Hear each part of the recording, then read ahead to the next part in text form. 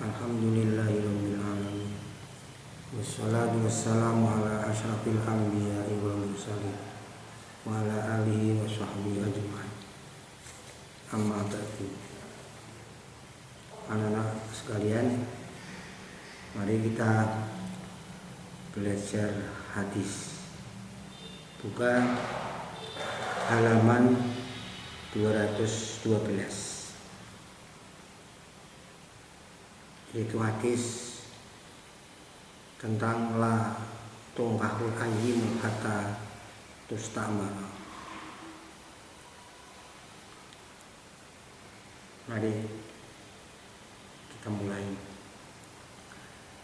Bismillahirrahmanirrahim.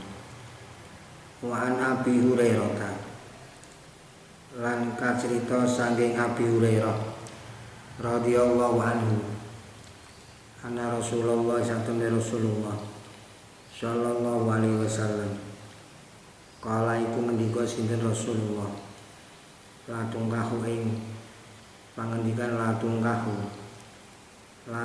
ora kena dinikahake al ayyimu sapa wadon kang rondo hatta tustamara sehingga yen to dijaluk perintahe sapa ayyim. Wala tungkahu lan ora kena dinikahake api terus sapa perawan hatta tustazana sehingga yen to dijaluk idine sapa biker. Lalu matur sapa sahabat, ya Rasulullah dan Rasulillah, pakai falan iku kados pundi in wa utawi idine bikru. Kala ngendika sinten Kanjeng Nabi, andas kota iku yen ta meneng sapa pikir utawi hadis iku dimupakati ala yapa ing atase hadis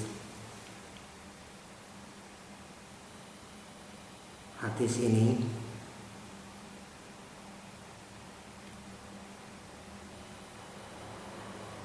Rasulullah menjelaskan tata cara untuk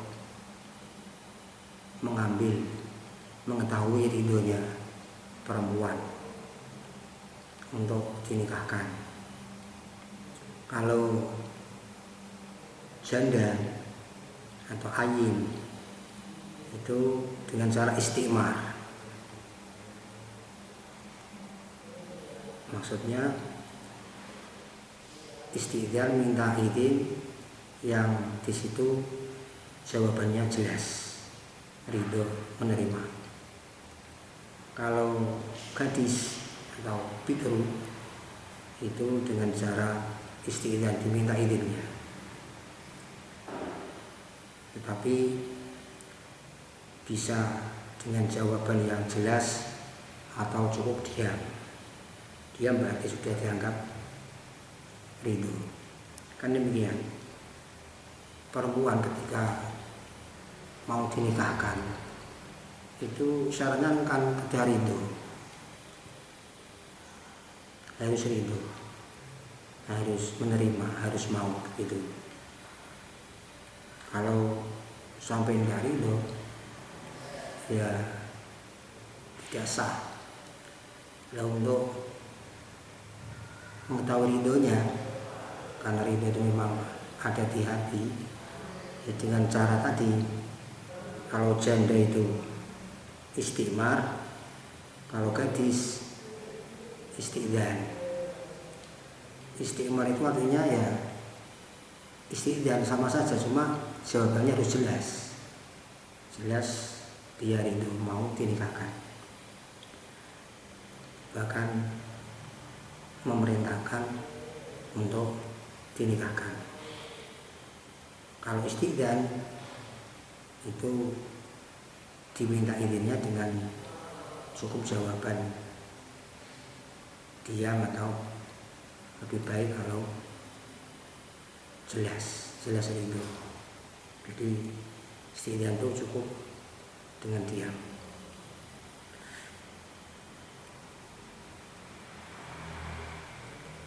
Jadi sekali lagi, syarat sahnya nikah itu harus perempuan itu ridho. kecuali kalau yang menikahkan itu bapaknya atau kakeknya. Itu bagi mereka berdua bisa memaksa atau ijbar kepada anak atau cucunya itu, tapi dengan syarat, yaitu si ayah atau bapak menjodohkan anaknya tadi dengan suami yang seimbang, yang kufu atau yang kafa'ah. Kalau tidak kafa'ah ya tidak sah.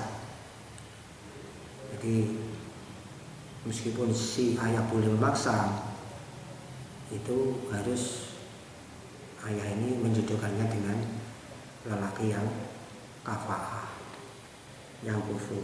Seperti pelajaran yang lalu telah disampaikan, kafa'ah itu meliputi satu, tentang kemerdekaan. Jadi kalau perempuan itu hurrah, ya jodohnya itu hurun. Terus yang kedua, kalau perempuan itu sholihah, ya jodohnya yang sholih, laki-laki yang sholih. Atau kata lain afifah, ya jodohnya yang afif. Kemudian yang ketiga, kalau perempuan itu nasibah, punya nasab besar, nasab agung, ya jodohnya yang nasib, suami atau laki-laki yang punya nasab besar atau agung. Kemudian kalau perempuan itu salimah min al-khilafah dani'ah, jadi selamat dari pekerjaan yang rendah, suaminya ya yang salim dari khilafah yang dani'ah. Kemudian yang terakhir, kalau perempuan itu salimah min uyubin nikah, jodohnya ya harus yang salim min uyubin nikah, selamat dari cacatan nikah. Ya, uyubin nikah itu yang bisa menjadikan keduanya boleh khiyar, ya. Itu satu junun, gila, ya. Kemudian yang kedua judam, sakit lepra. Tiga, baros, penyakit belang atau kanker kulit. Yang keempat itu koron, buntu baluk. Kemudian yang kelima rotak, itu daging. Yang keenam itu jak, putus zakarnya. Kemudian yang terakhir unah, impoten. Jadi kalau sang istri itu atau perempuan itu sehat, ya katakanlah sehat, ya, dari hal tersebut, suaminya pun harus yang sehat.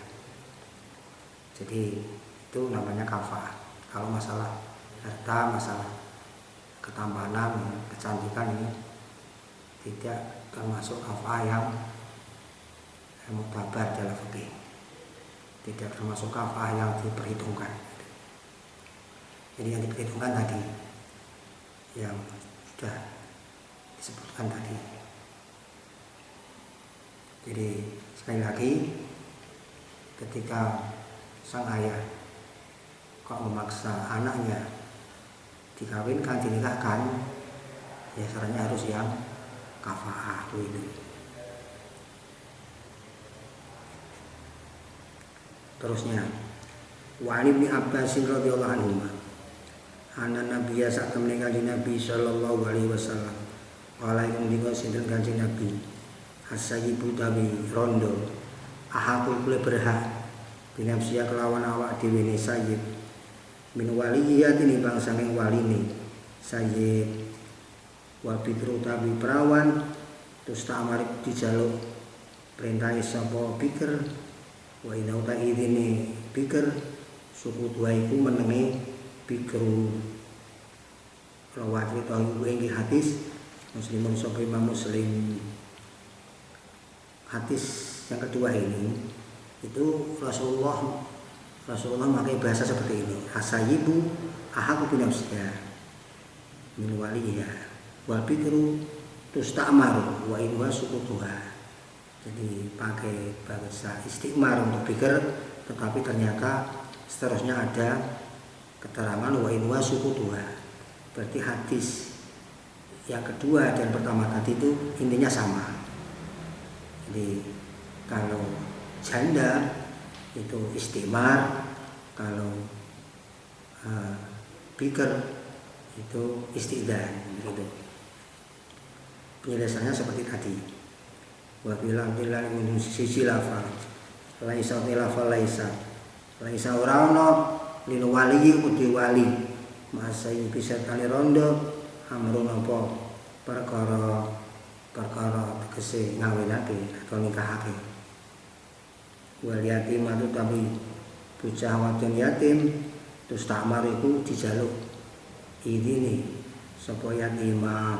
Jadi terus takmar dimaknani istilah itu makna murad ini.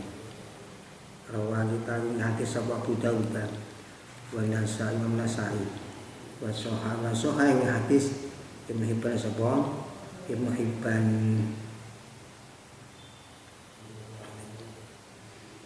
Nah, terus di sini ada istilah yatimah. Yatimah itu aslinya anak perempuan yang tidak punya bapak dan belum balik.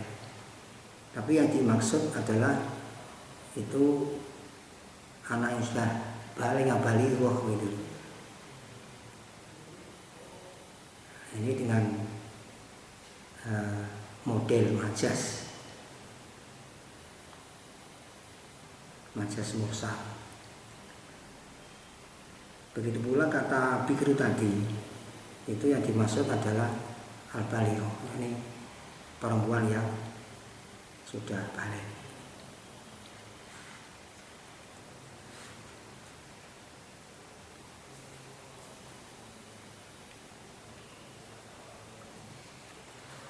Nah kalau sayyid seperti sabda Nabi tadi, laisal wali masayyibi amrun ini.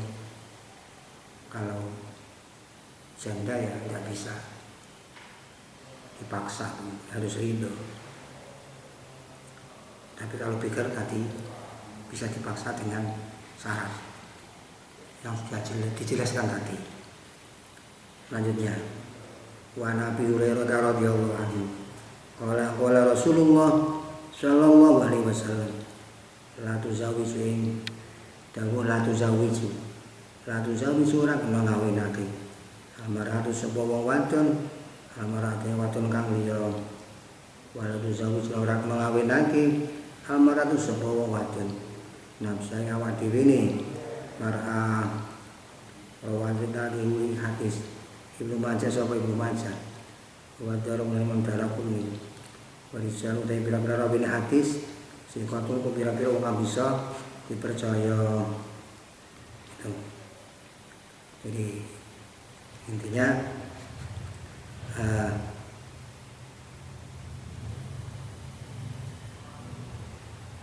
wali itu harus laki-laki gitu. Jadi perempuan kok mengawinkan anaknya sendiri ya tidak boleh, atau mengawinkan dirinya sendiri juga tidak boleh. Jadi intinya wali itu harus laki-laki. Wa Nafi' an Ibnu Umar radhiyallahu anhu maqala ngendika sapa Ibnu Umar yang pangendikan yang larang Rasulullah sallallahu alaihi wasallam ani syigari saking nikah syigor wa syigor dan syigor ayu zawij yen to ngawinake ana jadi sapa wong lanang ibnatu ing ana wadene ar-rajul ala ayu zawij jauh syarat ing atas yen to ngawinake kuwi ar-rajul ala harus sapa lanang kang liya ibnatu ing ana wadene akhar walai sahale ora ana peno wae kuwi dalem andarane wong loro sedaya napa mas kawin utawa ana utahe hadis iki upakati ahli penyatis hadis utawa koran mupakat sapa Bukhari Muslim minwati sing dalan akhara kang meneh ala ana tafsirul syiwari ing atase satemene penjelasan syiwar min kalami Nafi usangi dawe Imam Nafi. Jadi ini bahas nikah siwar. Nikah siwar itu tidak sah, batal. Ya tentu haram. Sehingga itu ya intinya menukar anak tanpa mas kawin. Yang dijadikan mas kawin itu malah duduknya itu tidak benar itu. Jadi laki-laki yang satu sebagai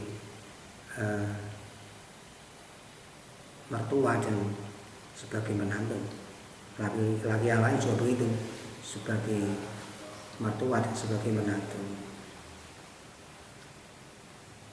Tetapi kalau memang ada mas kawinnya biasa, ya sah, tidak apa-apa. Meskipun itu tukar menukar apa itu anak. Siwar itu kan asli artinya kan sepi dari sebagian pokok nikah. Jadi contohnya adalah fikih. Itu umpama ada orang mengangkat nikah seperti ini. Zawwajtuka binti ala an tuzawwijani bintaka wa budnu kullin minhuma sadaqu ukhra. Kalau di mana nih zawwajtuka ngawinake ingsun ka ing sira binti ing anak wedok ingsun. Ala an tuzawwijani syarat ing atas yen to ngawinake sira ning ingsun bintaka ing anak wadon ira. Wa budnu kullin hale utahe budu ing saben-saben siji minhuma saking pindon loro sadaqu ukhra iku mas kawine wadon kang meneh. Itu seperti itu hijabnya.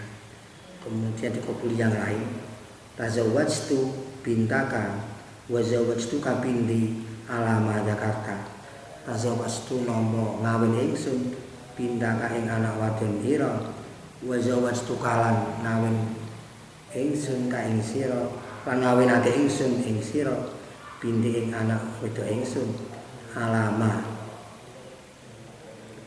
ing atase mas kawin Jakarta kang wis nutur sira ma. Itu jadi menukar anak tanpa mas kawin.